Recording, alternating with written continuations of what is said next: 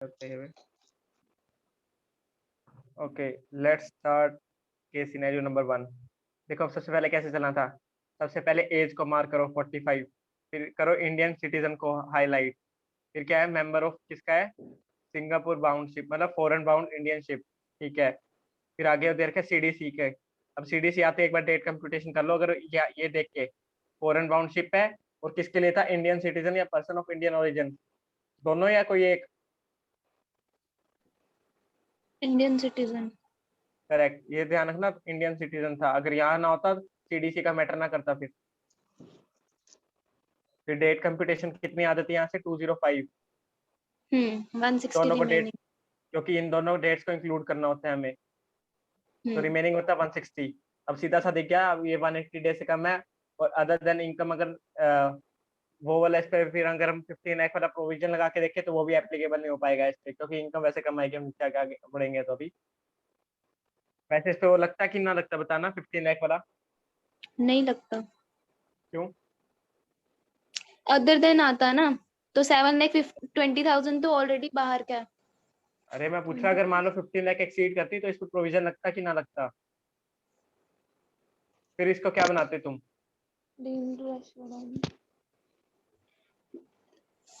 मैं कह रहा हूँ मान लो अगर ये इनकम यहाँ पे हो जाती, ये लो, अब क्या करती फिर इस केस में। लग जाता फिर तो। आरएनओआर करेक्ट बना मत देते सीधा। आरएनओआर। आपने ये तो आपने चेन्नई की इनकम बढ़ाई है ना, उसकी इंडिया की इनकम है। अच्छा चेन्नई इंडिया में तो है ना। वेल डन, वेल हाँ, done. Other than foreign sources देंगे, ठीक है, सॉरी। चेन्नई डीम्ड और इंडिया रेसिडेंट अलग बन अलग है। जाता। नहीं, इंडिया हाँ इंडिया के कोने में आता है चेन्नई। डीम्ड रेसिडेंट बन जाता। हाँ, आरएनओआर बन जाता, फिर उसके अगेंस्ट में यही दोनों टैक्सेबल होती फिर भी वही। भैया अगर आरएनओआर ही मेंशन बनता ना भाई हाँ, डायरेक्ट। आरएनओआर ये टैक्सेबल ना होती, ये वैसे ये भी ना होती, ये होती कि ना होती। नहीं ये तो चलो होती, फिर। नहीं होती। ग्लोबल सोर्सेज क्या।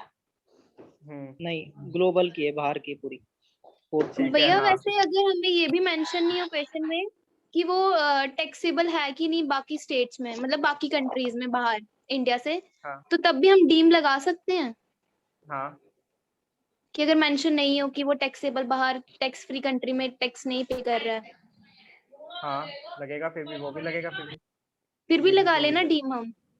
हाँ, डिमिंग लगेगा फिर, ठीक है ठीक है। लेकिन वो हाँ केस एंड फैक्ट चेक करना पड़ेगा उसके लिए पूरा एक बार, ठीक है।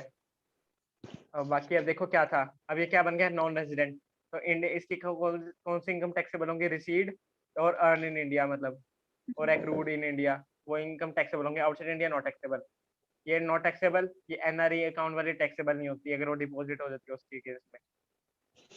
और ये क्या चेन्नई क्या लिख रखा है यहाँ पे, ये ध्यान रखना क्या है, रेंट रिसीव्ड, रेंट के केस में 30% 30% की लेके चलना, मिलेगा। ठीक है। अब देखो अभी केस पढ़िए जल्दी जल्दी, अब सीधी सी, अब देखो जल्दी जल्दी टिक करो, स्टेटस क्या है, नॉन रेजिडेंट। अब आगे क्या था, टोटल इनकम पूछ रखी थी, हमने ऊपर 5 निकाली लाख। थी ये रही। हाँ ये रही, ये दोनों इनकम टैक्सेबल होंगे, और इसमें 30% मिलके कितना आ जाएगा, 2,52,000, तो 5,02,000 टैक्सेबल ये इनकम आ जाएगी। फिर उसके बाद क्या है, इसके ये माइनर, अब देखो ये वाला प्रोविजन मेन था यहाँ पे। अब आगे लिख रखा क्या, हाउस प्रॉपर्टी को इसने किसको ट्रांसफर किया, माइनर मैरिड डॉटर को, तो कौन से हेड में टैक्सेबल होगी किसके, मतलब कैसे प्रोविजन लगेंगे, एक्सप्लेन करना मेरे को, अगर ये क्वेश्चन मान लो थ्योरेटिकल में आते थे कैसे करोगे इसको। क्लबिंग का प्रोविजन लगता है ना। पहले ये बताते हैं क्लबिंग कि का तो लग ही जिसकी रहा है, ज्यादा इनकम हो, जिसकी ज्यादा इनकम होगी पेरेंट्स की, उसकी होगी, स्टार्टिंग से फिर इसकी बताना तुम मदर। इसको कैसे, स्टार्टिंग से बताना मेरे को कैसे स्टार्ट करते हैं इस क्वेश्चन को वाला। या चलो एक बार ना इसको नीचे वाला करते हैं, एक बार मैं इसको डिस्कशन करूंगा उसकी एक बार। अब इसकी टैक्स लायबिलिटी निकालनी थी, अब इसके देखो क्या पूछ रखा था इसमें, कंसल्ट मिनिमम टैक्स लायबिलिटी निकालनी है इसकी, हमने मिनिमाइज, तो इस पे जैसे राधिका ने जैसे करेक्ट आंसर दिया था इसका, कि अब कैसे करना था, जैसे कि सेक्शन 115 बीएससी और एक नॉर्मल के हिसाब से दोनों कंप्यूटेशन करनी थी, तो नॉर्मल अगर नॉर्मल इनकम निकालते 5% 20% स्लैब रेट, तो ये वाला आंसर आता, लेकिन 115 बीएससी से ये वाला आंसर आया था ना, हाँ, तो फिर हमने उसने पूछ रखा था क्या मिनिमाइज टैक्स लायबिलिटी निकालनी है, तो ये आ जाती है उसका आंसर। लेकिन अगर ये बताऊं, अगर थ्योरी के वे में आता ना तो तुम इसमें कुछ और भी कर सकती थी, जैसे मैं ऊपर वाला बताता हूँ इसको।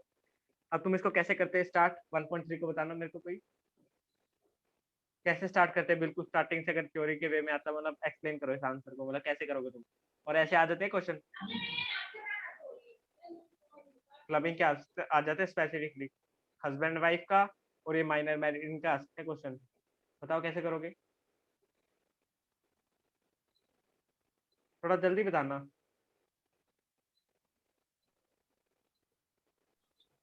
हेलो। सबसे पहले तो यही लिखेंगे ना कि जैसे माइनर मैरिड डॉटर की जो इनकम होती है वो पेरेंट्स के हाथ में टैक्सेबल होती है, जिसकी इनकम उन दोनों में से ज्यादा होगी। ठीक है, फिर आगे। हम बता देते हैं कि जो उसकी मदर है वो तो हाउस वाइफ है, तो उसकी कोई इनकम ही नहीं है, तो इसका मतलब उसके फादर में टैक्सेबल होगी उसकी इनकम। ठीक है। और फिर हम बताएंगे कि 1500 की डिडक्शन मिलती है। अच्छा। और ये भी लिख सकते थे कि उसने अपने आप नहीं अर्न करी, तो इसलिए उसके पेरेंट्स में टैक्सेबल होगी, पेरेंट्स के किसमें? हैंड में। मतलब कि अगर अपने आप अर्न करी होती उससे, मतलब अगर अपने स्किल लगाई होती तो फिर तो उसके हाथ में टैक्सेबल होती, पर ऐसा नहीं हुआ तो इसलिए पेरेंट्स के हाथ में ही होगी, ये भी लिख सकते थे। ठीक है, और कुछ? पर नहीं, शायद हो गया। 5 लाख और कैसे फिर निकाल बस। लेंगे, तुम बताओगे नहीं? 5 लाख, हाँ वो 2000 जैसे हाँ वो कैसे निकाल लोगे? टोटल इनकम फिर निकाल देंगे उसके, फिर उसके पेरेंट्स की बाद में इनकम निकालेंगे ना फादर के, उसके बाद उसकी इनकम दिखा देंगे इसमें कि इसकी इतनी है, और 500 रिडक्शन मिलेगी।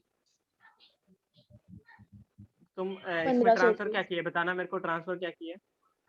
House property. सेक्शन 28 याद है? कौन सा सेक्शन 28 किसका है?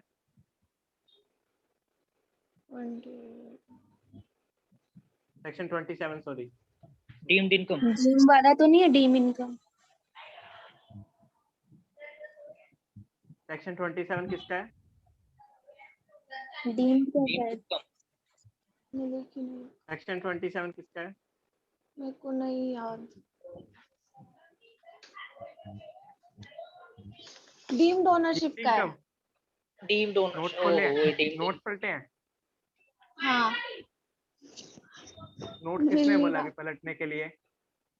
मेरे डीम को तो याद वहां नहीं पहले आ भी रहा था। नोट्स किसने बोला अभी पलटने के लिए? टेस्ट चल नहीं रहा है ना अभी पलटे। तुम्हारा? नहीं, राधिका ने, मेरे को आवाज आ गई थी साइड। और अभी उसने, राधिका ने बोला था मेरे को याद नहीं, एकदम याद आ गया। हाँ, तो कह तो रही हूँ पलटा, इसलिए याद आ हाँ गया। हाँ, मैं तो वही कह रहा हूँ कि अभी टेस्ट चल रहा है, तुम टेस्ट में अपनी बुक खोलोगे बीच में? नहीं नहीं, अभी अभी निकाला है। हाँ तो मैं वही कह रहा हूँ बीच, मैं क्वेश्चन आंसर कर रहा हूँ ना तुमसे अभी लाइव। अंदर रख देती हूँ, सॉरी। हाँ, कोई नहीं। हाँ तो तुम section 20 deemed, section 27 deemed ownership का है। उसमें सबसे पहला वर्ड किसका था याद है? ट्रांसफर का।